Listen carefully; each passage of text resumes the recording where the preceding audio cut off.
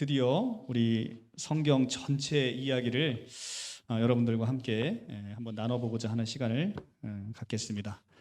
성경을 전체 이제 요약을 해서 여러분들에게 전하게 되는 것을 참 이게 쉬운 일은 아닌데 저희가 한 1시간 정도 분량, 좀 빠르면 한 50분 정도 분량으로 성경 전체를 한번 좀 스케치를 해서 여러분들이 신앙생활 하는데 어렵지 않도록 그렇게 한번 해보겠습니다. 제 얼굴이 안 보이시는 분들은 좀 이렇게 옆으로 조금씩 나오셔서 얼굴이 다 보였으면 좋겠어요.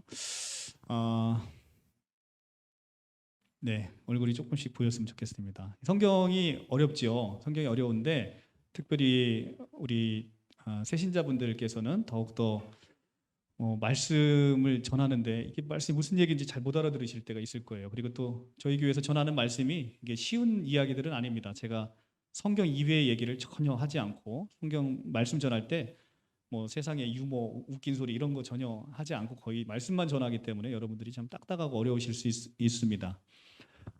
창세기부터 요한계시록까지 성경이 구약이 39권, 신약이 27권 해서 66권으로 이제 이루어졌는데요. 어렵죠. 구약 성경부터 신약 성경 요한계시록까지 우리가 이제 그 전체적인 큰 맥락을 이해하지 않고 성경을 보시게 되면 성경을 읽어도 잘 이해가 되지 않을 것입니다. 근데 그 중에서도 특별히 창세기는 굉장히 중요합니다. 창세기를 이해하지 않으면 성경 전체 이야기가 풀리지가 않아요. 성경 창세기를 딱 피면 1장 1절 태초에 하나님이 천지를 창조하시니라. 굉장히 큰 웅장한 선언을 시작해서 창세기를 시작합니다. 성경 말씀이 태초에 하나님이 천지를 창조하시니라. 이 네 단어의 하나하나만 가지고도 정말 며칠을 설교해도 끊임없을 만큼 아주 웅장한 테마입니다. 그래서 창세기에는 우리 인류의 많은 기원을 담고 있는 책이죠. 그래서 창세기를 통해서 여러분들이 많은 정보를 취득할 수 있고요. 특별히 우리가 이제 어떻게 이 우주 만물이 생겨났고 사람이 창조됐고 그 다음에 죄가 생겨났는지가 아주 자세히 그려지고 있습니다. 하나님께서 말씀을 통해서 요한복음 1장에 가면 태초에 하나님께서 천지를 창조하신 것이 무엇으로 이루어졌다고 하냐면 말씀으로 이루어졌다고 합니다. 말씀이 육신이 되어 우리 가운데 오신 예수 그리스도를 말씀하고 있는 거죠. 그러니까 예수님이 2000년 전부터 왔다라고 생각하는 분들은 참으로 성경을 모르시는 분이에요. 예수께서는 태초 이전에 하나님으로 계신 거예요. 그 하나님으로 계셔서 삼위일체 하나님께서 만물을 창조하셨는데 특별히 인간을 창조하셨죠. 6째 날 인간을 창조하시고 7째 날 안식을 하셨습니다. 그래서 인간에게 하나님께서는 아름다운 에덴 동산을 만들어 주셨어요. 정말 사람이 살기 너무나 좋은 곳을 만들어 주셨죠.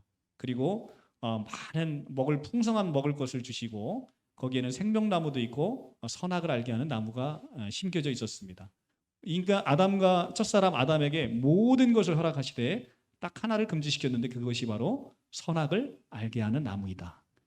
선악을 알게 하는 나무를 주신 이유는 너에게 모든 것을 네가 세상의 주인인 것처럼 다 먹어도 되는데 딱 하나 하나님과 아담과의 경계를 두신 것이 바로 선악을 알게 하는 나무, 선악과라고 하는 것입니다.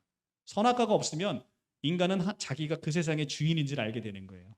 그래서 하나님께서는 선악을 알게 하는 나무를 두심으로 하나님과 피조물된 인간의 경계를 삼고자 하신 것입니다. 그런데 어느 날 뱀이 쑥 다가오더니 인간에게 거짓으로 유혹을 하죠. 하나님이 진실로 모든 나무의 열매를 먹지 말라고 하였더냐 이렇게 물어봅니다.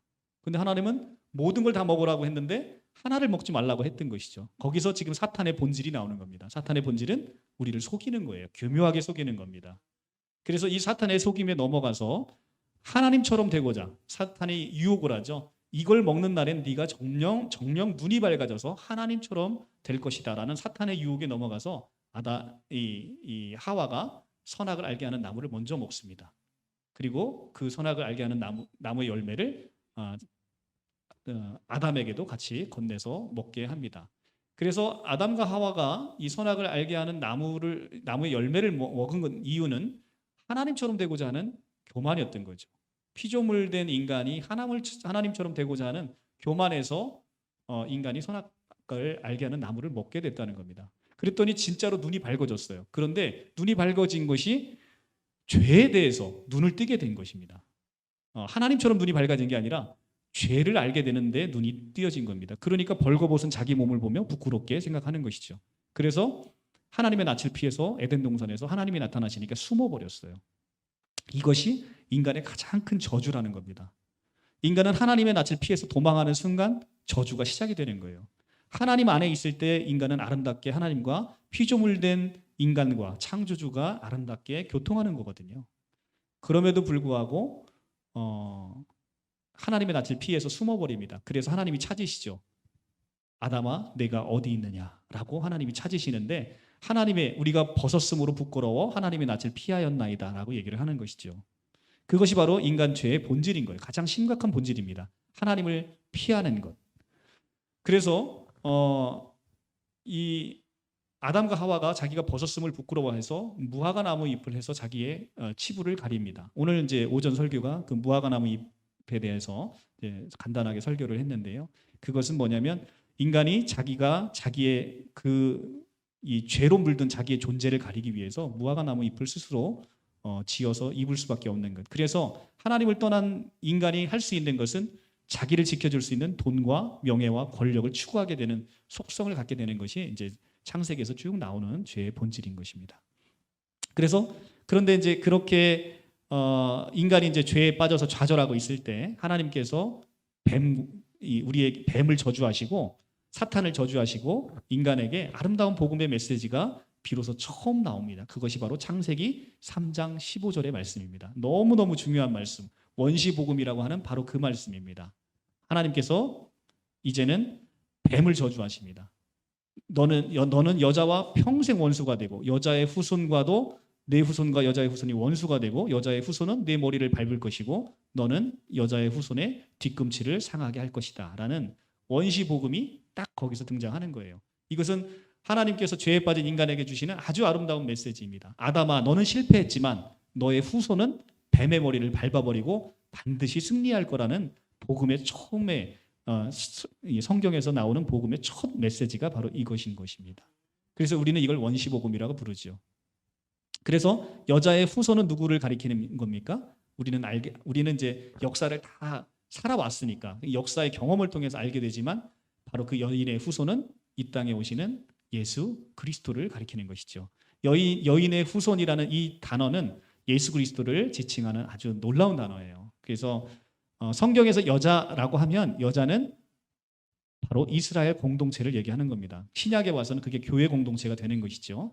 그 여인의 후손, 이스라엘의 후손으로 오시잖아요. 예수께서 다윗의 후손으로 오셔서 이 시대의 메시아로서 사탄의 머리를 밟아버리는 것이죠.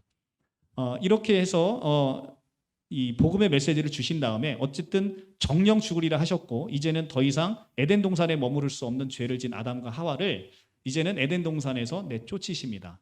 그런데 내쫓기 전에 이 무화과 나무 잎으로 가려 있는 것을 하나님께서 가죽옷을 해입히시죠. 가죽옷을 해입힌다는 것은 바로 구원의 상징을 얘기합니다. 가죽옷이 생기려면 짐승이 죽어야 되죠. 짐승이 죽어야 돼서 그 짐승을 통해서 이제는 희생의 제물로 오시는 예수 그리스도를 모형으로 보여주고 있는 것이죠. 그래서 창세기 3장 21절에 가죽옷을 해입힌다는 것도 우리에게 예수 그리스도의 모형으로 우리에게 보여지는 것입니다. 그리고 이제 창세기 4장으로 넘어가게 되면 이제 가인과 아벨의 제사가 나옵니다. 인류 최초의 살인 사건이 벌어지죠.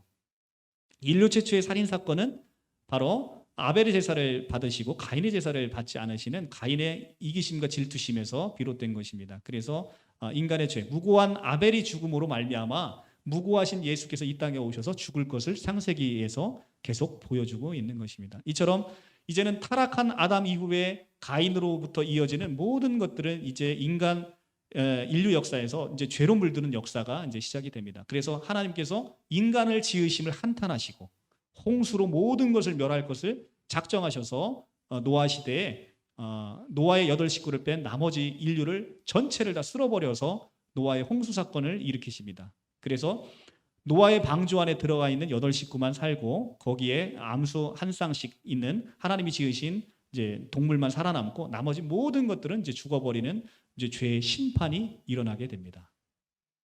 그래서 노아의 8식구만 살아나서 이제 노아의 방주에 나와서 이들이 다시 또 번성하기 시작합니다. 셈과 함과 야벳을 통해서 노아의 이 세 자녀를 통해서 이제는 또 인류가 번성합니다. 인류가 번성하는 이유는 창세기에서 하나님께서 인간을 지으시고 축복하셨기 때문이죠. 내가 땅에 번성하라고, 그리고 땅을 정복하라고. 그래서 인류에게 주신 이 축복의 메시지로 인해서 다시 또 노아의 자손들이 번성하기 시작합니다.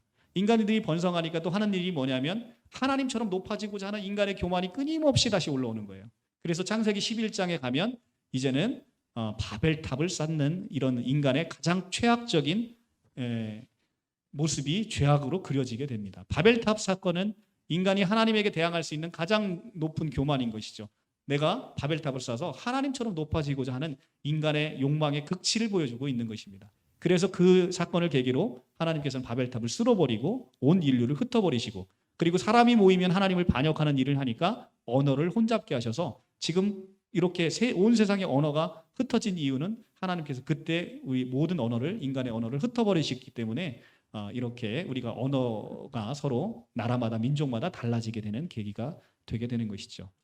그래서 창세기는 11장까지 인간 역사의 타락을 계속해서 그려옵니다. 그리고 창세기 12장에 나타나서 비로소 이제는 한 사람을 부르십니다. 하나님께서는 자기가 만든 창조물이 이렇게 죄로 물든 것으로 끝나는 이제는 오명을 쓰게 되셨어요.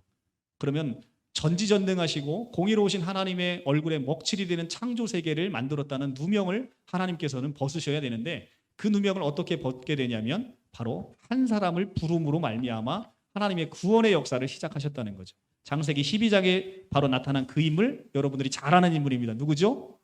아브라함을 부르신 겁니다. 네. 갈대아 우르에서 아브라함을 불러내셔서 너는 본토 친척 아비의 집을 떠나서 내가 너에게 지시할 땅으로 가라 라는 명령을 받아 아브라함이 그 말씀에 순종하는데 갈 바를 알지 못하고 순종을 합니다. 이것이 바로 아브라함의 믿음인 거예요. 아무것도 보여지는 구체적인 게 없어요. 그런데 하나님이 지시하는 그 땅으로 갈대아 우르 본토 친척 아비의 집을 다 버리고 떠나는 아브라함을 우리가 보게 되는 것이죠. 그로 말미암아 아브라함으로부터 시작해서 이제는 구원의 역사가 창세기 12장부터 시작이 되는 것입니다. 그래서 아브라함에게 약속을 하십니다. 내가 내 후손으로 말미암아 내가 온 족속이 네 후손으로 말미암아 복을 받을 것이고 네 후손이 하늘의 별과 같고 바다의 모래와 같이 많아질 것이다라는 언약의 말씀을 주셨죠. 그런데 사실 아브라함 여러분들 잘 알다시피 그렇게 사실 믿음이 신실하지는 않았었어요. 그래서 그 아내 사라를 2번이나 팔아넘기려고 하지 않습니까? 그렇듯이 그런 가운데도 창세기 17장에 가면 아브라함에게 다시 130년 만에 하나님이 나타나셔서 아브라함을 부르셔서 믿음의 조상으로 세워주십니다. 그래서 믿음으로 조상으로 세워지는 그 아브라함으로 말미암아 이제 우리는 아브라함의 믿음을 소유하게 되는 것이죠. 그 아들 이삭은 순종의 삶을 살았습니다. 이삭의 삶은 너무나 평온했어요. 그러니까 이삭은 바로 예수 그리스도를 우리에게 온 순종의 삶을 이 땅 가운데 살다 가신 예수 그리스도를 모형으로 이삭이 보여주고 있는 것이죠. 그 아들 야곱은 이스라엘의 이제는 시조가 됐습니다. 12아들을 낳게 됐죠. 야곱의 12아들은 지금 이스라엘 민족을 전체를 대표하는 이스라엘이라는 이름을 가졌죠. 그러니까 야곱이 하나님에게 새로운 주신 이름이 뭐예요? 이스라엘이잖아요. 이스라엘로서 이스라엘 전체 민족의 시조가 됐습니다. 야곱을 통해서 이제는 이 번성하는 이야기가 그려지고 있는데 그 중에서 창세기 37장부터 등장하는 요셉의 이야기가 창세기 하이라이트를 이루고 있다는 겁니다. 요셉의 이야기는 요셉이 많은 형제 중에 미움을 받아서 이제는 애굽으로 팔려가게 되죠. 그래서 그곳에서 애굽의 총리가 돼서 온 인류 역사를 구원하는, 온 그 백성들을 구원하는 그런 역사를 창세기에는 보여주고 있습니다. 이것은 요셉으로 오시는 그리스도께서 이 땅에 참 요셉으로 오셔서 온 인류 백성들을 먹이시는 사건, 그리고 온 인류 백성들을 구원하는 사건을 요셉을 통해서 모형적으로 보여주고 있습니다. 그래서 요셉은 이제 가뭄이 깊어지자 자기 형제들 70명을 데리고 이제 애굽으로 데리고 가서 이주해서 같이 살게 됩니다.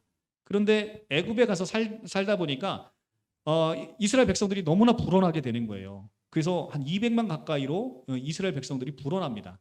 그러니까 애굽 왕이 굉장히 이제는 요셉이 죽고 나니까 굉장히 이제 불안해지는 겁니다. 이스라엘 백성들이 너무 많아지니까 불안해지다 보니까 이들을 핍박하고 이들을 노역에 많이 종사시키시죠. 그러니까 이스라엘 백성들이 과다한 노역에 이제 고통을 받고 하나님께 부르짖습니다. 우리를 여기서 좀 구해달라고. 그래서 하나님이 그 기도를 들으시고 모세를 세워서 이스라엘 애굽으로부터 이스라엘을 구원해내는 역사가 그려집니다. 그것이 바로 출애굽기입니다. 장정만 60만, 그러니까 남녀노소 포함하면 한 200만이 출애굽하는 역사를 출애굽기에서 자세히 그리고 있습니다. 출애굽할 때 여러분들 오늘 배웠습니다. 유월절 사건이 일어났죠. 애굽의 바로 왕이 이스라엘 백성들을 애굽에서 데리고 있다가 갑자기 애들이 나간다고 하니까 안 보내주는 거예요. 그러니까 이 완악한 이 애굽의 왕 바로를 하나님께서 치시기 시작합니다. 10가지 재앙을 쏟아붓습니다. 그래서 9가지 재앙을 쏟아붓는데도 끔찍을 안 해요. 근데 10번째 재앙을 쏟아붓는데 그것이 바로 첫 장자를 다 죽이는 심판을 단행하십니다. 거기에 유월절이 이제 지켜지는데 어린 양을 잡아서 그 피를 좌우 문설주와 임방에 바르면 너희에게 그 심판이 벗어날 것이다 라고 하나님이 언약을 주시는 거죠.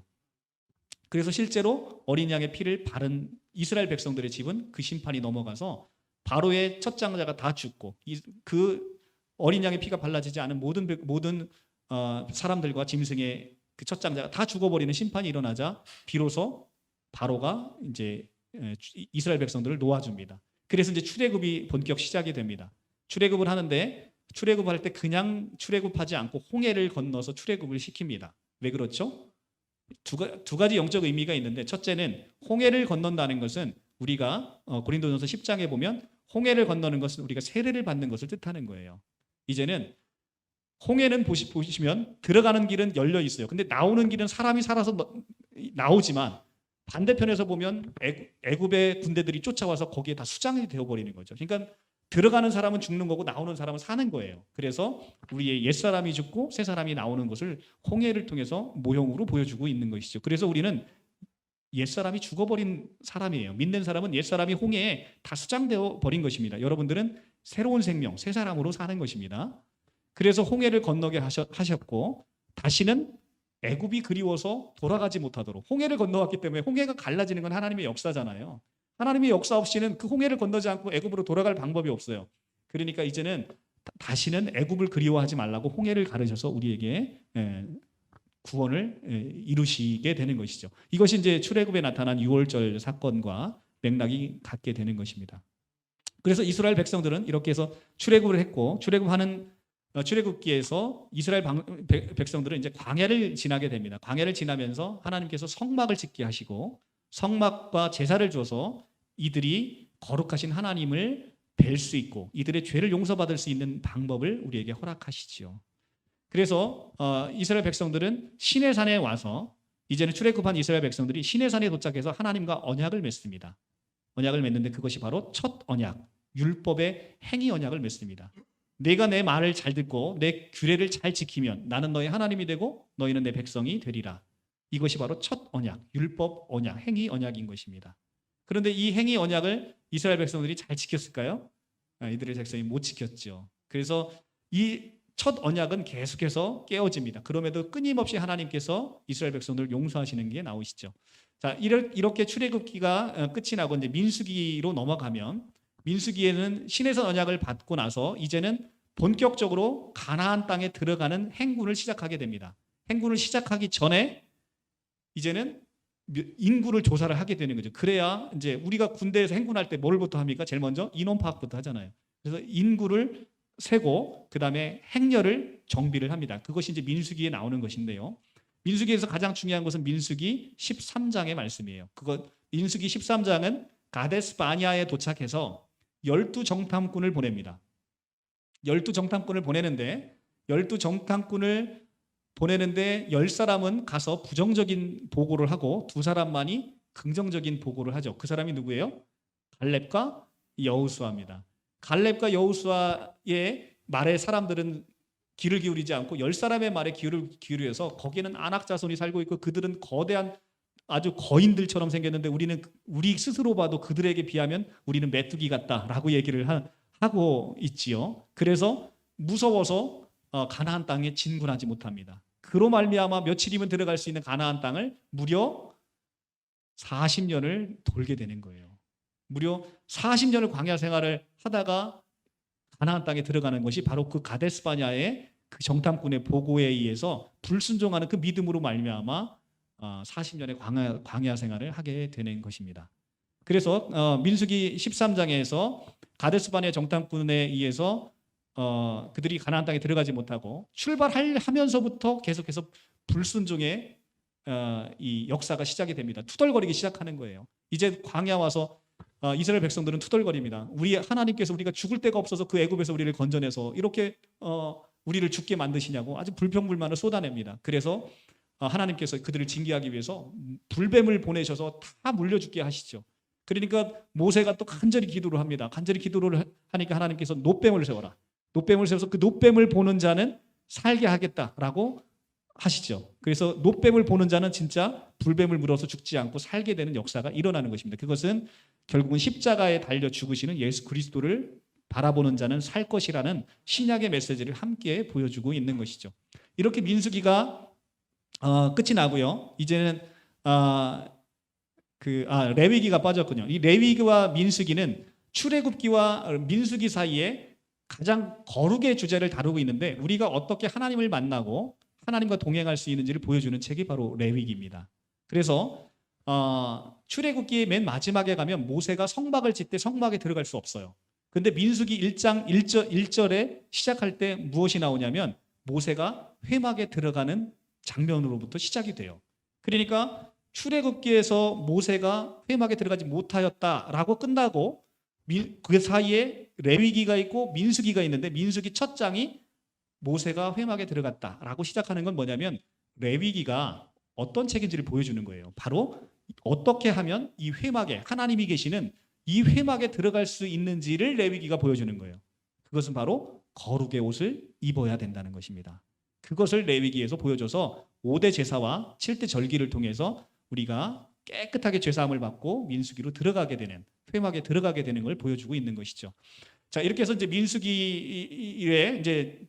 민수기에서 두 번의 인구 조사를 합니다. 왜 민수기에서는 두 번의 인구 조사를 하죠? 첫 번째 출애굽 1세대가 다 불순종으로 말미암아 다 죽어버려요. 그래서 모세도 이 젖과 꿀이 흐르는 가나안 땅에 들어가지 못하는 것입니다. 그래서 이제는 다시 태어난 출애굽 2세대가 가나안 땅에 들어가기 때문에 새로 태어난 그 사람들을 위해서 이 민수기 26장에서 다시 우리가 그 카운트를 하는 거예요. 인구조사를 다시 합니다. 새로운 출애굽 2세대 때문에 하게 되는 것이죠. 그래서 이제는 계속 행군을 해서 이제 신명기에 와서는 이제 모압 평지에 이르렀습니다. 모압 평지에 이르러서 이제 가나안이 코앞에 있어요. 이제는 들어가게 되는데 모세는 본인이 불순종의 죄악으로 인해서 모세가 들어가지 못한단 말이에요. 그러니까 모세가 고별 설교 3편을 하면서 이스라엘 백성들에게 그리고 출애굽 2세대에게 하나님의 언약을 다시 갱신을 해줍니다. 다시 새롭게 재차 설명을 해줍니다. 그래서 신명기예요. 우리가 다시 하나님의 언약을 다시 한번 읊어주는 거예요. 왜 그렇죠? 하나님의 언약을 맺은 출애굽기 19장 5절의 언약은 출애굽 1세대와 맺은 언약이잖아요. 그러니까 출애굽 2세대는 그때 있었어요, 없었어요? 없었잖아요. 그러니까 다시 이제 가나안 땅에 들어갈 때 모세가 언약을 새롭게 해줌으로 출애굽 2세대에게 신신당부의 말씀을 하는 거예요. 니네 가나안 땅 들어가면 니네 여호와 하나님을 잘 섬겨야 된다. 니네가 불순종하면 망할 것이고 니네가 순종하면 니네가 흥왕할 것이다 라고 얘기를 해주면서 모세가 출애굽 2세대에게 그들을 권면을 해주는 거란 말입니다. 그래서 출애굽 2세대에게 모세가 고별설교 3편을 통해서 얘기를 해줍니다. 니네가 가나안 땅 들어가면 거기 들어가서 니네가 잘 먹고 잘 살 것이고 돈도 많이 벌 것이고 니네가 풍요하게 될 것인데 그것이 너네가 잘나서 그런 게 아니다. 봐, 그것이 하나님의 은혜인 것이다. 그런데 너희는 너희가 생각하기를 내 스스로 내 노력으로 이렇게 오늘날 우리가 부강하게 되었다라고 할 것이다 라고 하면서 신명기 8장에서 모세가 들어가는 출애굽 2세대를 굉장히 걱정하면서 설교를 하는 것이죠. 그래서 신명기의 큰 주제를 통해서 다시 한번 율법을 언급해 주면서 신실하게 하나님을 섬길 것을, 그리고 가나안 땅에 들어가게 되면 너네가 이 이스라엘 백성들은 유목민족이잖아요. 근데 들어가게 되면 이제 농사를 지어야 되는 거예요. 농경 문화를 접하게 되는 겁니다. 그런데 가나안에 들어가니까 농사를 짓는 사람들에게는 신이 있어요. 풍요의 신과 다산의 신이 있어요. 그게 바로 바알과 아세라예요. 그러니까 바알과 풍요의 신, 풍요와 다산의 신을 상징하는 바알과 아세라 신이 그 농경 문화를 지배하는데 이스라엘 백성들이 유목민족이 거기 가다 보니까 농사를 짓다 보면 그들의 문화에 젖어서 바알과 아세라를 섬길 것 같으니까 절대 그러면 안 된다. 하나님을 섬겨야 된다. 라고 이제는 이스라엘 백성들에게 권면을 하는 것이죠. 그런데 그럼에도 불구하고 이스라엘 백성들은 들어가서 하나님을 섬기지 못하고 우상을 섬기게 되는 걸 우리가 역사를 통해 보게 됩니다. 자, 그래서 이렇게 해서 모세 오경이 끝나게 됐습니다. 빨리 끝났죠? 이제 모세 오경이 끝나고 이제는 드디어 우리의 대장 되신 여호수아께서, 여호수아 이름이 예수예요. 예수. 여호수아의 이름은 예수입니다. 그러니까 우리의 대장 되신 예수께서 가나안 땅에 대장 돼서 들어가시는 내용을 담고 있는 것이죠. 모세가 가나안 땅에 들어가지 못하는 건 상당히 영적인 의미가 있어요. 왜 그러냐면 모세는 율법의 사람이잖아요. 율법으로는 새하늘과 새 땅에 들어가지 못한다는 거예요. 여러분들이 모세가 가나안 땅에 들어가지 못하는 것은 율법의 사람으로는 절대 새하늘 새 땅에 들어가지 못한다는 거예요. 그러니까 어떻게 들어가는 거예요? 바로 믿음으로 들어가는, 믿음의 사람 여호수아를 앞장 세워서 진군하는 것이죠. 여호수아가 들어가니까 이 거대한 성, 아주 철옹성과 같은 뭐가 나타납니까?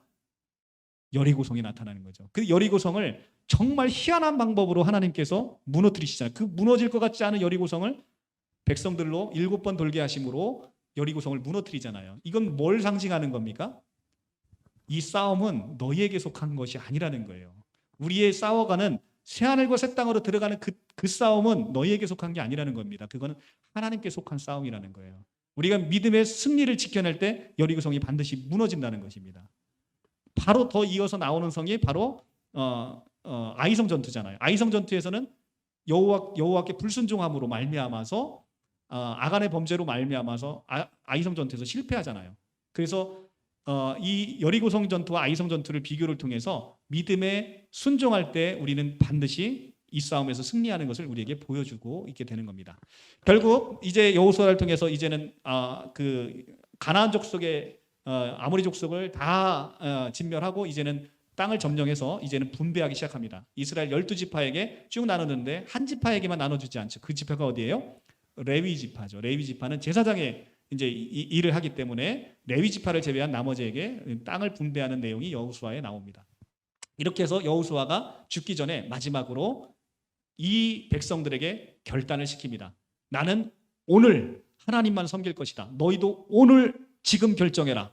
누굴 섬길 것인지. 이스라엘 백성들이 한결같이 우리도 여호와를 섬길 것이다. 이렇게 얘기를 하는데 여호수아가 얘기하죠. 너희는 여호와를 섬기지 못할 것이다. 그분은 질투하는 하나님이고 공의로우신 분이기 때문에 너희가 여호와 하나님을 섬기지 못할 것이다. 그렇지만 너희가 하나님께 끝까지 너희 마음을 향하게 하라라고 이제 권면하고 여호수아가 죽습니다. 그리고 나서 이제는 사사의 시대, 이제 가나안 땅에 들어가서 여호와 이제 이스라엘 백성들이 이제는 그들의 농경 문화를 이제 시작하게 되는 것입니다.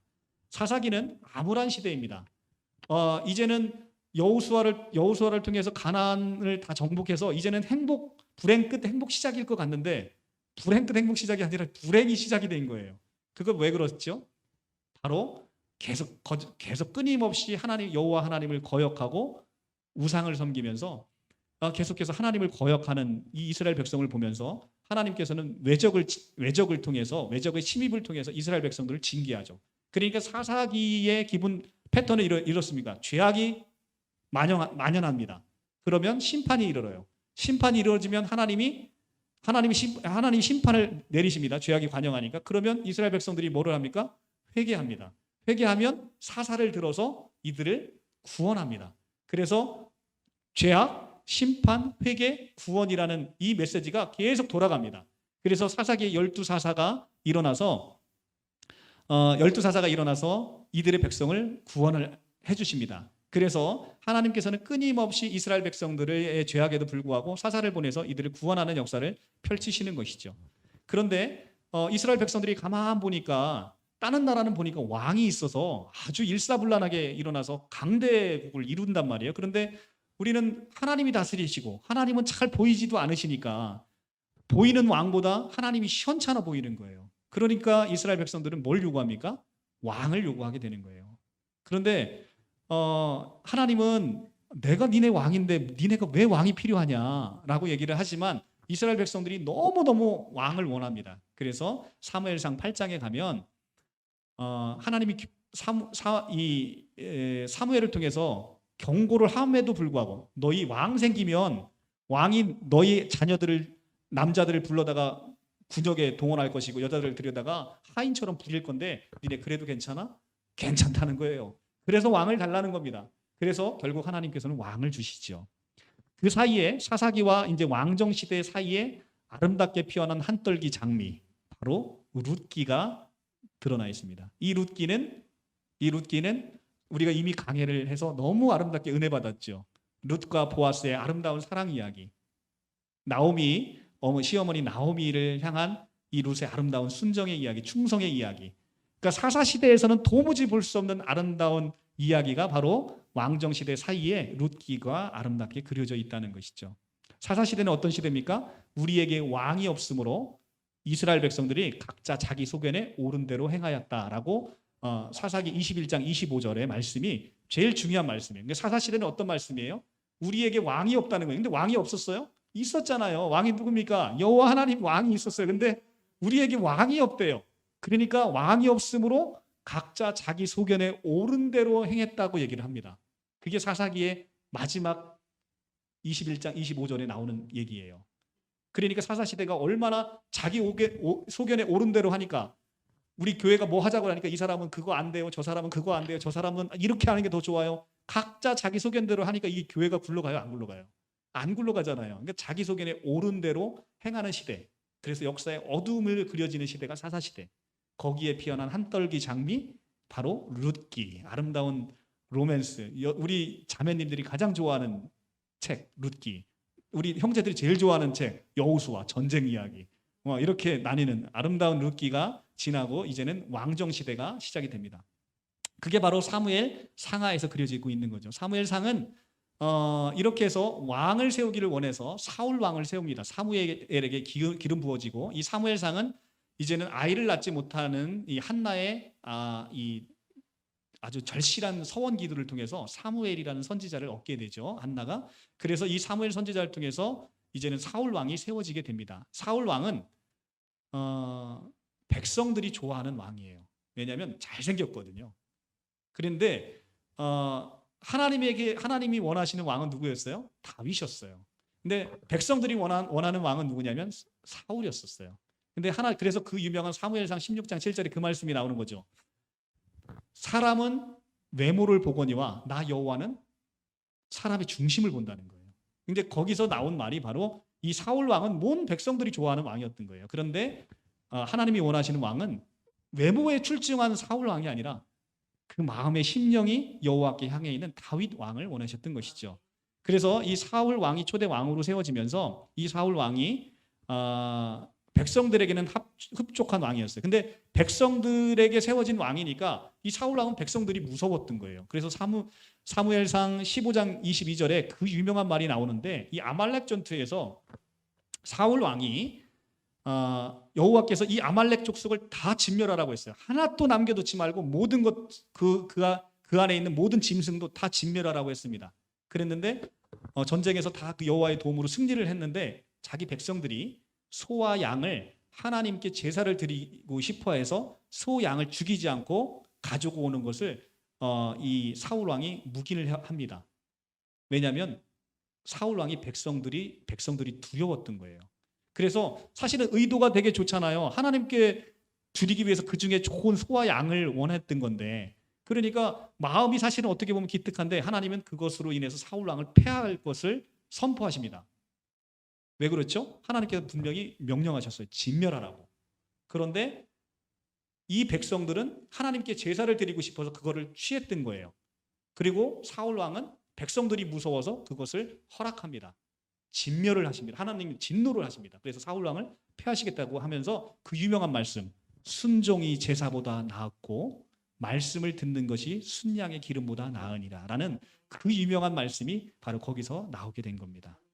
그러니까 하나님의 말씀은 하나님의 말씀 순종하는 것이 중요한 것이지, 내가 내 생각으로 이거 하나님께 이렇게 드려지면 하나님 좋을 거야 라고 내 생각을 거기 개입하는 순간, 그리고 지도자가 교인들이 이렇게 우리 교회 이렇게 했으면 좋겠어요 라고 하는 거를 교회 리더가 하나님의 말씀에 순종하지 않고 교인들의 말에 순종하게 되면 바로 이 사단이 난다는 거예요.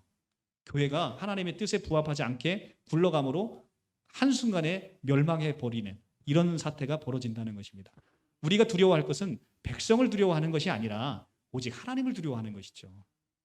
그래서 오늘날 우리 세대가 이렇게 세상이 이렇게 혼탁한 이유가 바로 인본주의로 흘러가는 것이죠. 우리가 지금 뭐 사극을 봐도 그렇고, 우리 대통령 새로 취임하면 뭐랍니까? 백성들을 존중하고 백성들의 말에 귀 기울여서 한다는 거잖아요. 하나님의 눈에서 봤을 때는 그거 같이 어리석고 멍청한 얘기가 없는 거예요. 백성들은 자기가 등 따시고 먹고 배부른 곳에 뜻이 가게 돼 있습니다. 근데 그것에 따라 다 가게 되면 그러면 세상은 멸망하는 수밖에 없는 거예요. 그러니까 올바른 리더자는 하나님의 뜻 안에서 정말로 백성들의 이 편안함을 백성들의 요구를 들어서 쓰는 게 아니라 진정 백성을 위하는 길이 무엇인지를 살펴서 움직이는 리더가 진정한 리더가 된다는 것을 보여주고 있는 것이죠. 백성들의 모든 요구 조건이 언제나 옳다라는 일반적인 생각, 그리고 이 정치 지도자들의 생각은 정말로 성경의 관점에서 보면 너무나 위험한 것이죠. 드디어 이렇게 해서 사무엘상에서 사울 왕이 이제 죽습니다. 사무엘 하는 이렇게 사울과 그 다음에 사울 왕으로부터 쫓겨다니면서 다윗을 구해낸 그 다윗의 절친 요나단의 죽음으로부터 사무엘 하가 시작이 됩니다. 사무엘 하가 시작이 돼서 이 사무엘 하의 이제 다윗 왕의 통치가 이제 시작이 됩니다. 다윗 왕의 40년의 통치가 시작이 되는데 사무엘 하에서 가장 중요한 건 사무엘 하 7장입니다. 다윗이 자기가 이제 자기가 통일 왕국을 세우고 나서 자기의 다윗성에서 지내다 보니까 자기는 너무나 행복한데 지내는데 우리 하나님은 성막에서 지내는 거예요. 그러니까 다윗이 고백을 합니다. 하나님을 위해서 내가 하나님의 집을 지어드리겠다고, 하나님의 성전을 지어드리겠다라고 하니까 하나님께서 7장 사무엘하 7장에서 이렇게 얘기하십니다. 다윗아, 내가 언제 너한테 집을 지어달라고 한 적이 있느냐? 라고 하시면서 오히려 다윗에게 언약을 하십니다. 다윗아, 그럴 게 아니라 내가 내 후손으로 내 집을 짓게 할 것이고, 그리고 내가 이 성전을 네 후손의 이 통치를 영원토록 견고하게 세워질 것이다. 그렇게 언약을 주시는 다윗 언약을 행하십니다. 그리고 나서 다윗 언약을 행하시고 나서 다윗의 후손이 누구입니까? 솔로몬이 왕으로 등극하면서 실제 솔로몬이 이 성전을 짓게 되는 거예요. 이 성전을 짓게 되니까 사람들은 유대 사람들은 이 솔로몬이 하나님이 사무엘하 7장에서 얘기하는 바로 그 다윗의 후손 메시아가 아닌가라고 생각을 했던 것이죠. 그런데 어떻습니까? 제가 신학을 해서 제일 깜짝 놀랐던 게 바로 솔로몬이었어요. 저는 솔로몬 정말 위대한 왕인 줄 알았어요. 그 솔로몬이 정말 위대한 건 뭐냐면 하나님의 성전을 지었다는 겁니다. 그건 물론 훌륭한 업적이에요. 그리고 솔로몬의 지혜가 굉장히 뛰어났습니다. 그 유명한 판결 알죠? 아이 2명의 소유권을 주장하는 어미에게 아이를 반으로 쪼개서 주라고 하니까 진짜 어미가 아기를 포기하니까 솔로몬이 그 사람이 진짜 엄마인 줄 알고 주게 되는 게 유명한 솔로몬의 재판이 있잖아요. 굉장히 솔로몬은 지혜롭고 훌륭한 사람인 줄 알았는데 제가 신학하고 나서 성경을 보니까 성경을 안 봤던 거죠. 성경을 보고 나니까 세상에 솔로몬처럼 나중에 이 말로가 처참한 왕이 없는 겁니다. 그러니까 처가 700이고요. 첩이 300이었었어요. 그 처첩을 합치면 1000명이었었어요. 왜 그렇습니까? 하나님을 의지하지 못하고 외국과의 화친을 맺으면서 그들의 사람들을 다 지금 처와 이 혼인 동맹을 맺어가지고 나라를 부강하게 하려고 했던 거예요. 하나님을 의지하지 못한 것이죠. 하나님은 분명 너는 이방인과 결혼하지 말라고 하는데 이방에 있는 모든 사람을 데려다가 결혼을 한단 말이죠. 근데 이방에 있는 모든 여자와 결혼하는 가장 심각한 문제는 뭐냐면 그들이 들어올 때 그냥 들어오는 게 아니라 그들의 신을 데리고 들어온다는 거예요. 그러니까 온갖 잡신이 다 들어와서 그리고 또 여자가 와서 또 애교를 떠니까 거기다가 그들을 위해서 신당을 차려주는 겁니다. 그러니까 막 처첩이 1000명이나 되니까 얼마나 많은 신이 이스라엘에 이 가나안 땅에 팽만하겠습니까? 그러니까 솔로몬의 말로는 정말 처참한 우상 숭배로 무너지게 되는 거죠. 솔로몬 왕국이 그래서 무너지는 것입니다. 그런데 그래서 많은 사람들이 이제 책을 이제 열왕기 상을 읽고 나서 물어보는 게 그럼 솔로몬 구원받았습니까? 이렇게 얘기를 해요.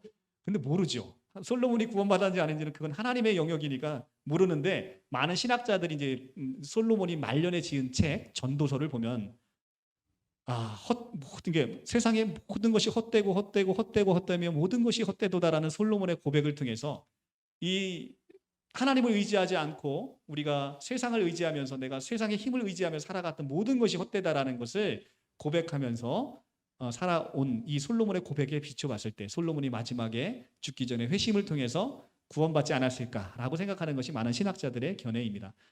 이렇게 해서 열왕기상이 이제 솔로몬의 역사로 끝나고 이제 열왕기상은 이제 후반에 가면 왕국이 분열이 됩니다. 솔로몬 왕을 끝으로 이제는 이게 왕국이 분열돼서 북이스라엘과 남유다로 이제 쪼개지게 됩니다. 남유다는 르호보암 왕, 그러니까 솔로몬의 왕인 르호보암 왕이 다스리고 북이스라엘은 여로보암이라는 솔로몬의 군대 장관이었던 사람이 여로보암 10지파를 가지고 다스리게 됩니다.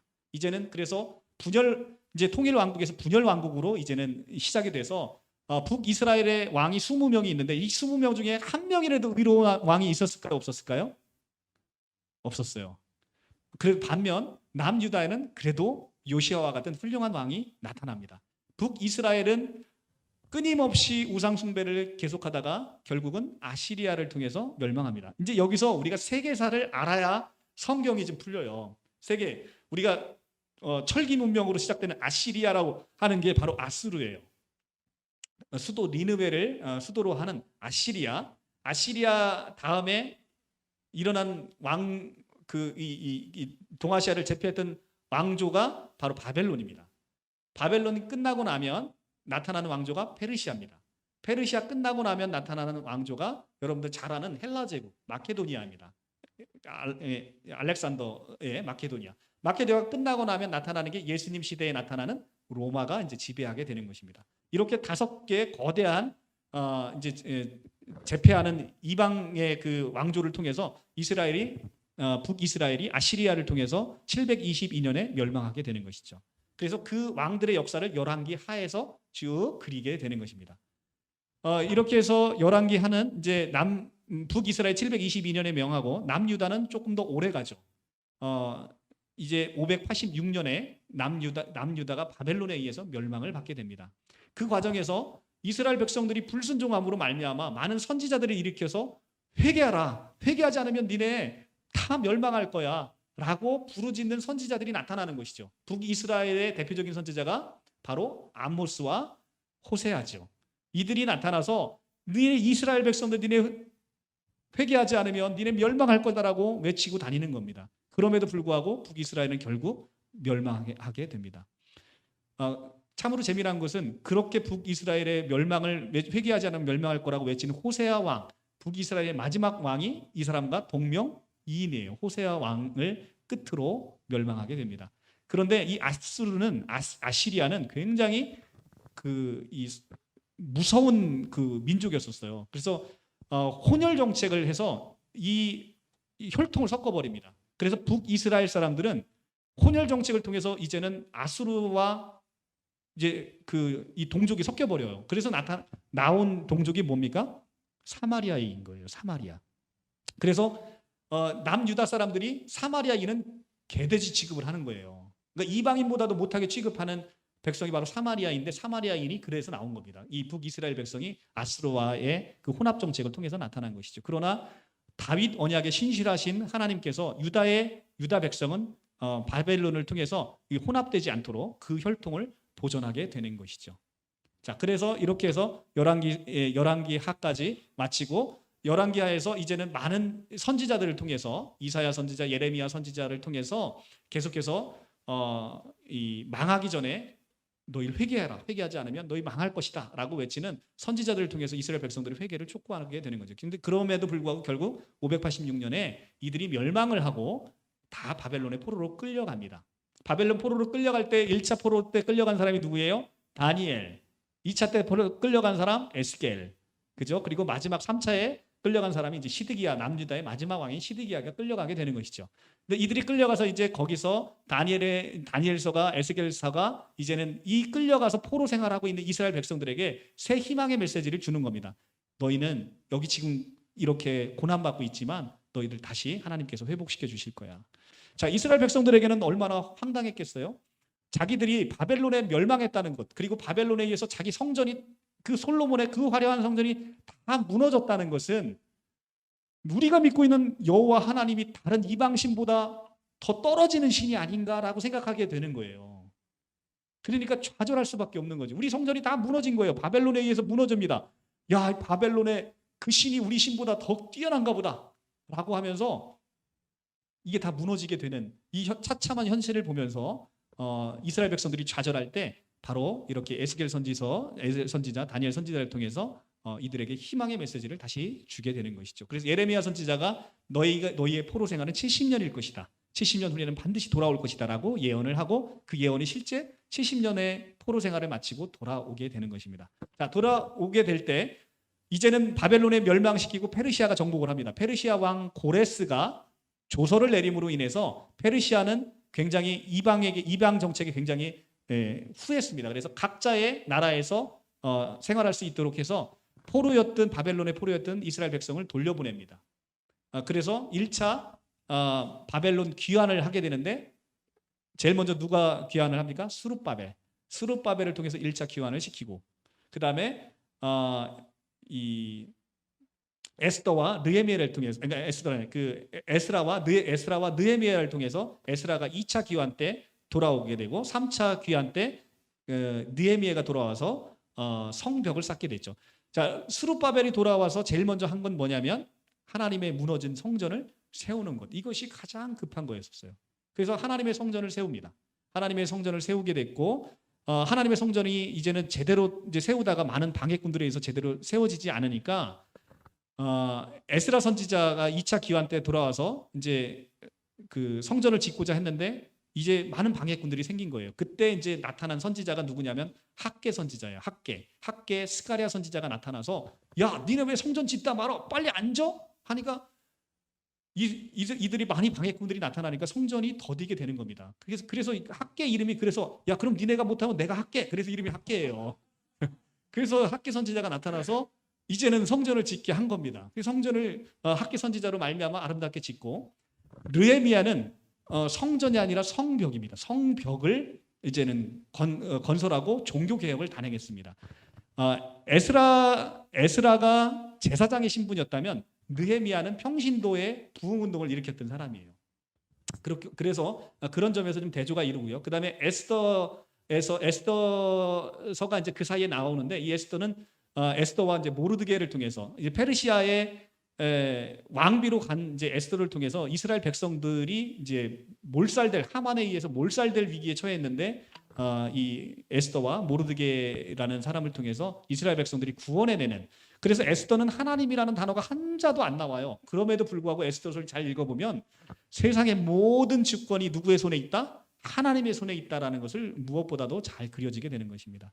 자, 이렇게 선지서를 통해서 이스라엘 백성들은 다시 이렇게 살게 됩니다. 그런데 끊임없이 이스라엘 백성들은 하나님을 원망하죠. 하나님 다시 돌아와 보니까 얼마나 처참해요. 그러니까 말라기서를 보게 되면 말라기서는 끊임없이 말대꾸하는 이 선지서예요. 얼마나 말대꾸를 많이 하냐면 하나님이 1장 2절에서 이렇게 얘기합니다. 이스라엘아 내가 너를 사랑하였노라 라고 하면 이스라엘 백성들이 말대꾸합니다. 하나님이 언제 우리를 사랑하셨어요? 언제요? 하나님이 그렇게 사랑하시는데 우리가 포로로 가는 게 이게 말이 돼요? 계속 말대꾸를 합니다. 야, 그런 이 말대꾸를 한 7, 8번의 말대꾸를 계속 이 말라기에서 합니다. 그러니까 하나님께서 이 말라기를 대하는 이스라엘 백성들을 보니까 도대체 이 백성들은 가망이 없는 거예요. 그래서 말라기를 끝으로 구약 성경을 이제 성전의 문을 닫아버립니다. 그러니까 하나님께서 이스라엘 백성들의 말대꾸를 보면서 말라기에 이렇게 나옵니다. 차라리 성전 문을 누가 닫았으면 좋겠다. 나는 이제 니네하고 상종도 하기 싫다는 거예요. 그래서 진짜로 말라기를 끝으로 400년의 침묵, 예수 그리스도가 이 땅에 오시기 전에 400년의 침묵을 겪게 되는 겁니다. 그것을 우리는 중간사라고 얘기를 합니다. 구약과 신약의 중간사. 그래서 400년의 침묵을 떼고 드디어 이사야 선지자가 얘기한 나는 여호와라 나 외에는 다른 신이 없느니라. 내가 너희를 위하여 구원을 베풀겠다라고 하는 그 구원자를 바로 마태복음 1장 21절에서 이 땅에 오시는 예수 그리스도를 통해서 우리에게 보내신 거예요. 그래서 마태복음에서 예수가 태어나자 한 아기가 태어났는데 이들은 그들의 백성을 그들의 죄에서 구원할 구원자이다 라고 선포를 하게 됩니다. 구약에 보면 여호와 외에는 구원자가 없다고 하는데 신약에 나타난 이 한 사람을 여호와로 지금 부르고 있는 것이죠. 근데 이스라엘 백성들은 유대인들은 오직 신은 성부 하나님 외에는 신이 없다고 생각을 한 거예요. 그러니까 이 예수 그리스도를 끊임없이 배척하는 거죠. 끊임없이 배척을 하는 겁니다. 마태복음 1장 1절은 놀랍게도 예수 그리스도의 계보로 시작을 합니다. 다윗과 아브라함의 자손 예수 그리스도의 계보라라고 시작을 해서 이제는 다윗 왕의 족보를 써내려고 합니다. 거기에 예수님이 다윗의 후손으로 나타나시죠. 그러니까 우리는 아는 거예요. 끊임없이 나타난 우리는 처음에 솔로몬이 다윗 언약의 그 메시아인 줄 알았는데 알고 보니까 솔로몬이었어요? 아니었어요? 아니었어요. 근데 우리는 지금 이 성경을 통해서 알게 된 거죠. 그 참 메시아가 누구라고? 다윗의 후손으로 오시는 예수 그리스도라는 걸 알게 된 거예요. 그래서 마태복음 13장에 가면 그렇게 구약의 위대했던 선지자와 의인들이 내가 보고자 하는 걸 보고자 해도 못 받고 네가 듣고자 하는 걸 듣고 싶어도 못 들었다라는 얘기를 마태복음 13장에서 하는 겁니다. 그러니까 신약의 백성들이 얼마나 위대한지를 우리에게 보여주고 있어요. 왜냐하면 우리는 처음과 끝을 다 알고 신앙을 하고 있잖아요. 얼마나 위대해요. 그러니까 구약의 그 많은 사람들이 이걸 보고자 해도 보지 못한 것입니다. 자, 마태복음 1장 1절이 다윗과 아브라함의 계보로 시작된다는 건 너무나 은혜의 복음입니다. 이제는 우리는 마지막 아담으로 오신 고린도전서 15장 45절 마지막 아담으로 오신 예수께서 아담을 끝내시고 그리스도의 계보 안으로 다시 편입된 거예요. 그러니까 우리는 무슨 족이에요? 우리는 왕족인 거예요. 다윗의 혈통인 거예요. 그래서 신약의 1장 1절을 왕족의 계보로 쓰는 겁니다. 그러니까 베드로전서 베드로 사도가 뭐랍니까? 너희는 왕 같은 제사장이다라고 얘기를 하는 거예요. 너희는 왕 같은 제사장. 그래서 마태복음 1장 1절의 족보가 왕의 족보로 시작하는 겁니다. 여러분들이 왕족이라는 거예요. 그리고 여러분들이 믿음의 조상 아브라함의 후손이라는 겁니다. 그리고 여러분들은 그 아브라함의 믿음을 이 유전적으로 물려받았다는 거예요. 얼마나 놀라운 선포를 하고 있습니까? 그런데 예수께서 오셔서 이제 많은 병자들을 고치십니다. 그런데 병자를 고치면 누가복음 4장인가 5장에 가시면 4장인지 5장인지 잘 모르겠습니다. 예수께서 중풍병자를 고치시면서 내 죄가 사해졌다라고 얘기를 합니다. 그랬더니 이스라엘 백성들이 뭐라고 얘기하냐면 아니 하나님 한 분 외에 누가 감히 죄를 사하느냐라고 이스라엘 백성들이 깜짝 놀라는 거예요. 그리고 신성 모독하는 자다라고 얘기를 합니다. 그런데 바로 그 하나님 한 분이었던 분이 바로 누구예요? 예수 그리스도였던 거예요. 그분이 죄를 사할 권세를 갖고 계셨던 거죠. 그리고 그 사복음서에 가면 예수께서 바다를 밟고 오시잖아요. 성경에서 바다가 뭡니까? 바로 사탄의 영역이에요. 사탄이 살고 있는 거예요. 유대인들에게 있어서 바다는 무서운 곳입니다. 거기는 사탄의 중심지인 거예요. 그러니까 바다를 밟고 오시는 것은 하나님 외에는 할 수 없는 거예요. 그 바다를 밟고 오신 분이 누굽니까? 바로 예수 그리스도인 거예요. 그런데 끊임없이 이들은 오해했던 것이죠. 로마의 식민지로부터 고통받고 있는 우리를 건져줄 이 메시아는 바로 백마 타고 오셔서 이들을 싹 무찌르고 우리를 이 바벨론에서 구해낸 것처럼 로마로부터 우리를 구출해낼 그 메시아를 꿈꿨다는 것이죠. 그런데 막상 예수께서는 예루살렘에 오셔서 백마를 타고 오시기는커녕 자기 몸도 하나 제대로 이렇게 간수하지 못하는 나귀 새끼를 타고 예루살렘에 들어오시는 것이죠. 그리고 많은 사람의 조롱에도 십자가에서 내려오지 못하시고 그곳에서 힘없이 달려 죽으셨습니다. 그런데 그 힘없이 달려 죽으신 그 사람을 보면서 가장 먼저 그 예수님을 찔러 죽인 사람이 먼저 고백을 하죠. 백부장이 이는 참으로 하나님의 아들이다라고 고백을 합니다. 그래서 우리가 이제 신약 성경에서 보면 마태복음은 왕의 족보로 시작하고요. 그 다음에 마가복음은 이 땅에 오셔서 우리를 섬기시는 예수 그리스도의 모습을 그러니까 우리를 섬겨주는 예수의 그 모습을 그려주고 계시는 거예요. 그래서 왕의 모습과 이 종의 모습으로 마태복음과 마가복음이 구분해서 우리에게 보여주죠. 그리고 누가복음은 그러니까 사람의 모습으로 오신 예수 그리스도를 그대로 그려주고 있고, 요한복음의 경우에는 예수 그리스도의 하나님 되심, 예수 그리스도의 신성으로 가득 차 있어요. 그러니까 신천지 같은 애들은 요한복음을 보면 요한복음이 이해가 안 가는 거예요. 왜냐하면 예수 그리스도의 온통 신성으로 가득 차 있기 때문에. 그래서 사복음서에서는 예수 그리스도가 하나님 되심을 고백하게 되는 거죠. 성경에서 가장 의심 많은 도마가 뭐라고 고백합니까? 이 예수님을 나는 예수님의 십자가의 창자국과 못자국을 보지 않으면 절대 믿지 않겠다라고 하니까 부활하신 예수님이 도마에게 보여주시면서 너는 보고서 믿는 자가 되고 믿음 없는 자가 되지 말라고 하시니까 이 도마가 고백하죠. 나의 주님이시요 나의 하나님이십니다 라고 고백을 하게 됩니다.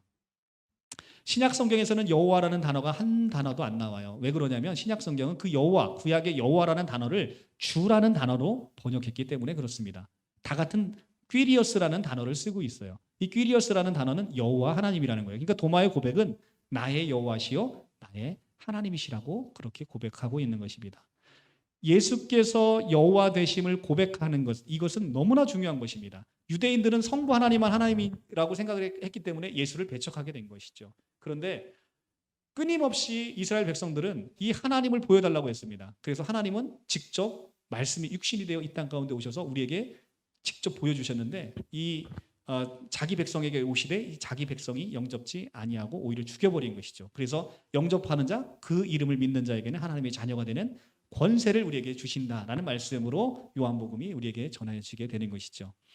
예수께서는 이 땅에 많은 연약하고 죄인과 세리를 위해서 이 땅에서 살다 가셨고, 우리를 위해서 인간이 창조된 목적이 무엇입니까? 하나님의 영광을 위해서 창조된 거예요. 그런데 어떤 인간도 단 한 사람도 하나님의 말씀에 부합하도록 우리의 삶을 살 수 있어요? 없어요? 없습니다. 그러니까 예수께서 33년에 온전하게 순종하는 삶을 살게 되신 이유가 그겁니다. 거기에 우리를 다 담고 우리와 함께 사는 거예요. 그러니까 우리는 하나님 보실 때는 이미 하나님이 보시는 완벽한 삶을 살아낸 사람들인 거예요. 우리는 누구로 말미암아? 예수로 말미암아. 얼마나 은혜롭습니까? 그러니까 예수가 그냥 우리의 죄만 구원해 주시려면 태어나자마자 악인 채로 죽으면 되잖아요. 그런데 33년을 살아야 됐던 것은 바로 하나님에게 번제의 삶, 우리가 하나님께 선물이 되어야 되기 때문에 33년의 삶을 우리와 함께 살다 가시게 됐다는 것입니다. 예수는 죽고 부활하셨죠. 그로 말미암아 예수께서는 요한복음 14장에 말씀하십니다. 내가 이제 아버지께 갈 때가 됐다. 내가 가게 되면 너희에게 더욱 유익할 것인데 이제는 아버지의 성령, 하나님의 성령께서 너희에게 보내져서 너희가 늘 항상 하나님과 함께 있게 하겠다라고 하시면서 보혜사의 약속을 하시죠. 그리고 승천하심으로 말미암아 오순절날 성령이 내려오셔서 마가다락방에 있는 120문도에게 성령이 주어지게 됩니다. 그래서 이제는 교회 공동체가 사도행전을 통해서 생겨나게 됐고, 이 교회 공동체는 성령으로 말미암아 오직 성령이 너희에게 임하시면 너희가 예루살렘과 온 유대와 사마리아와 땅끝까지 이르러 내 증인이 되리라 라고 말씀하셨죠. 이 내 증인이 되리라는 말씀으로 인해서 이제는 예수 믿는 사람들은 예수의 증인이 되어진 거예요. 그래서 예수의 증인으로 되어서 세계 방방곡곡으로 전도를 하게 나갑니다. 특별히 베냐민 지파에서 출중한 바울을 선택하셨죠. 바울을 선택하셔서 3차 전도 여행을 통해서 이제는 교회를 세우게 하셨습니다. 교회를 세웠더니 교회에서 각종 문제가 생겨나요. 그러니까 바울이 급하게 편지를 보냅니다. 고린도 교회에 편지를 보내서 그들의 행악을 꾸짖고 다시금 그들이 하나님의 말씀으로 돌아오도록 권면하고, 갈라디아 교회에 갔더니 이단들이 들어와서 야, 너희 그렇게 하면 구원 못 받아. 너희 할례 받아야 돼. 너희 율법 지켜야 돼. 이런 이단들이 나타난 거예요. 그러니까 부랴부랴 바울이 편지를 써서 보내는 갈라디아서가 쓰여지게 된 것이죠. 저는 개인적으로 요한일서를 너무 좋아합니다. 요한일서에 가면 하나님의 생명이 너무나 충만하게 그려져 있어요. 이 영원한 생명을 요한이 극찬을 합니다. 태초에 있었던 그 생명이 우리에게 눈으로 본 바요, 우리가 손으로 만진 바라 라고 하면서 이 여호와의 생명인 영원한 생명이 우리에게 주어졌음을 너무나 강하게 어필합니다. 그래서 요한복음 5장에 사도 요한은 내가 요한일서를 쓰게 되는 것은 너희 안에 하나님의 영원한 생명인 영생이 있음을 알게 하기 위해서 이 요한일서를 썼다라고 우리에게 선포하고 있는 것입니다. 그래서 예수 그리스도로 말미암아 성령이 우리에게 하나님의 생명을 가져다 줬다는 거예요. 그 생명으로 말미암아 2000년 전에 시작했던 기독교의 역사는 지금 오늘날 이렇게 엄청나게 불어나게 됐고, 엄청나게 세계의 기독교 역사를 빼게 되면 세계사는 쓰여지지 못할 만큼 엄청나게 쓰여지게 된 것이죠. 그런데 초대교회는 끊임없이 예수 믿는다는 이유로 고통을 받게 됩니다. 그래서 예수 믿는 자들을 잡아 죽이고 그 콜리세움 그 경기장에서 사자의 먹이로 던져지게 되고, 그런 가운데서도 이들은 믿음을 끝까지 지킵니다. 이들이 끝까지 믿음을 지킬 수 있었던 것은 바로 내가 이 육신의 생명을, 이제는 하나님을 모르는 자는 이 육신의 생명을 위해서 무엇을 먹을까, 무엇을 마실까, 무엇을 입을까 걱정하며 살아가는 게 인생이라는 거예요. 그런데 이제는 새로운 생명을 가진 우리에게 있어서는 가치관이 완전히 변한, 이제 그건 중요하지 않은 거예요.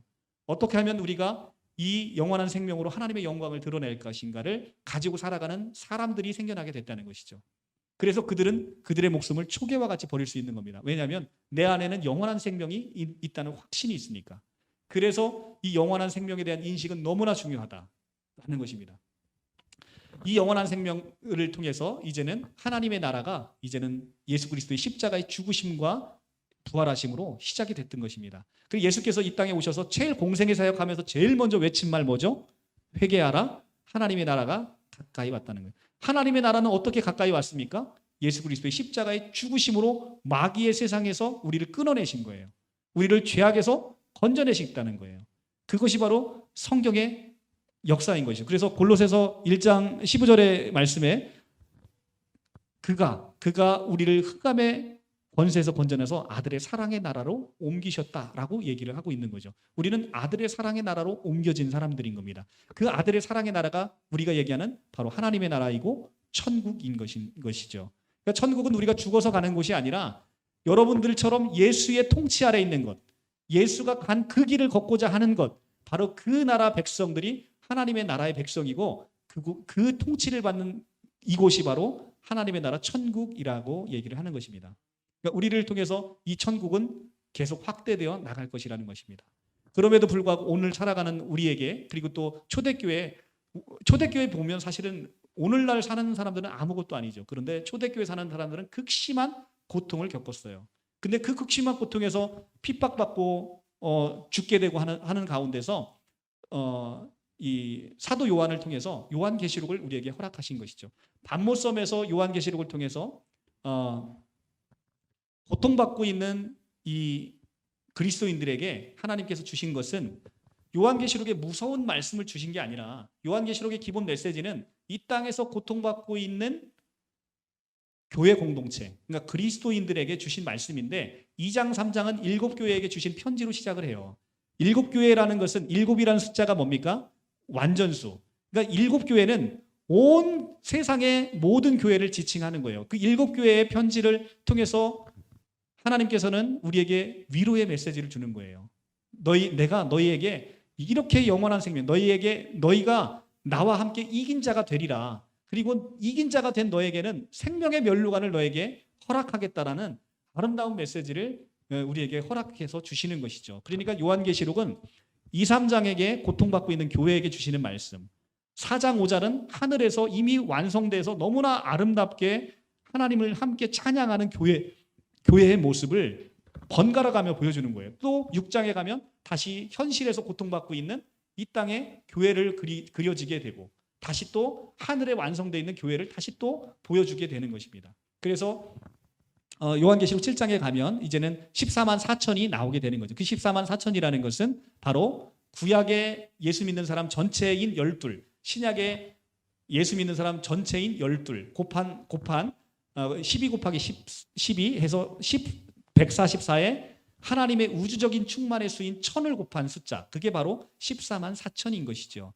이들이 바로 나중에 이제 요한계시록 끝에 가면 21장, 22장에 가면 거룩한 성 예루살렘을 구성을 하는 그 숫자가 되는 것이죠. 그래서 이제는 세상의 모든 악이 예수께서 다시 오심으로 말미암아 이제는 악이 패하게 되고, 그리고 다시 예수께서 이 땅에 오셔서 어린 양의 혼인잔치를 우리 모든 믿는 우리가 신부가 돼서 이제 우리는 하나님이신 예수 그리스도의 신부가 되는 거예요. 그래서 신부가 돼서 어린 양의 혼인잔치를 하게 되고, 예수와 함께 이제는 거룩한 성 예루살렘에서 이제는 다시는 사망도 없고 눈물도 없고 애곡하는 것이나 곡하는 것이 없는 아름다운 곳, 바로 그 거룩한 성 예루살렘을 이제는 소망하면서 살게 되는 것이 요한계시록의 결말인 것입니다. 그래서 마지막에 요한계시록 22장에서 나는 알파와 오메가요, 나는 처음과 마지막이요, 시작과 마침이라 라는 예수 그리스도의 이 말씀을 통해서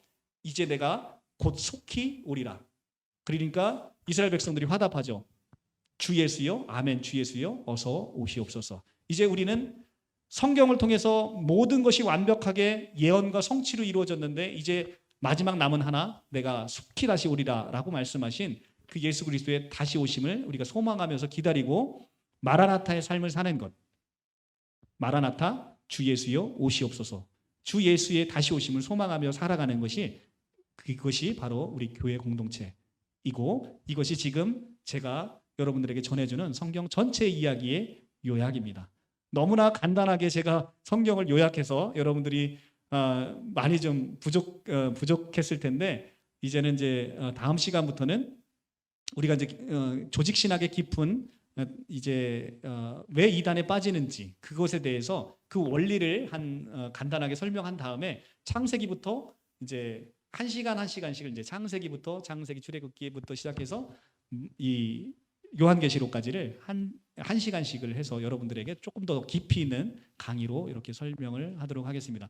이것이 오늘 여러분들이 성경 전체의 이야기인 것입니다. 여러분들이 우리가 성경을, 예수를 믿는다고 하면서 남들에게 내가 믿는 바가 무엇인지를, 제가 지금 성경 단 한 페이지도 이렇게 쳐다보지 않고 그냥 여러분들에게 말씀을 드렸는데, 이 이야기를 여러분들이 하셔야 된다는 거예요. 이 이야기를, 그래야 내가 이 이야기를 알아야 여러분들이 어디 가서 내가 믿는 바를 전할 수 있는 것이죠.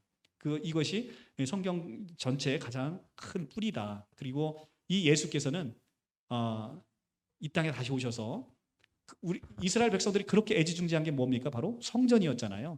근데 이 성전은 물리적 성전을 원하셨던 게 아닌 것이죠. 결국 하나님이 원하셨던 건 영원히 변치 않을 여러분들 자신을 성전 삼아서 하나님이 여러분 안에 거하는 것, 그것이 바로 하나님께서 원하시는 진정한 성전이고, 그 성전이 모여서 거룩한 성 예루살렘을 이루게 되는 것이 하나님의 인류 역사의 가장 원대한 목표이다.